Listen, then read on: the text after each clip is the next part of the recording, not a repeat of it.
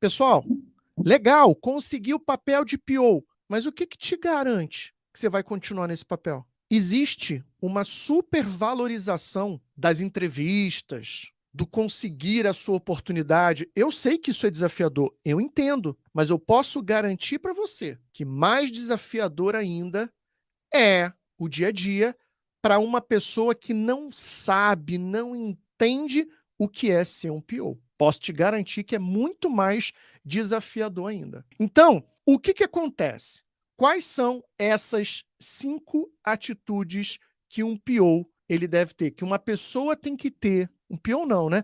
Uma pessoa tem que ter para se tornar e continuar sendo um líder de produto. Para mim, primeira coisa que precisa ter, né?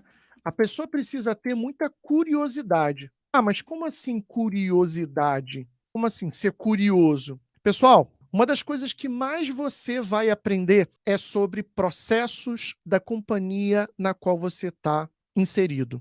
Então, se você está, por exemplo, numa indústria, você vai ter que aprender quais são os principais processos, você vai ter que aprender os detalhes, as minúcias, né, miúcias, as minúcias, os detalhezinhos de como que se faz para fabricar aquele produto. Você vai ter que entender. Por exemplo, eu estou inserido num negócio de educação. Então, você tem processos importantes. Processo de captação, processo de renovação e processo de permanência. São 3 processos que você tem: captação de aluno, renovação de aluno, permanência do aluno. São 3 macroprocessos que eu preciso entender para poder falar a língua do negócio. E quanto mais eu mergulho e entendo esses processos, mais fácil fica para mim criar um backlog, entender a estratégia do produto.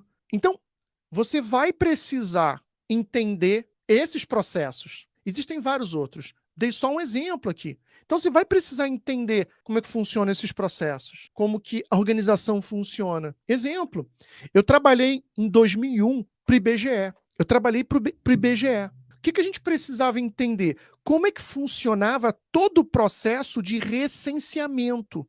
Por quê? Porque a gente desenvolveu um produto digital, um aplicativo, que era o quê? Era um produto digital utilizado pelos recenseadores. Então, a gente precisou entender o comportamento de um recenseador, como é que ele vai, como é que ele se programa para ir bater de porta em porta para coletar as informações. E aí você vai precisar ter essa curiosidade para entender esse processo, para mapear esse processo. Entende?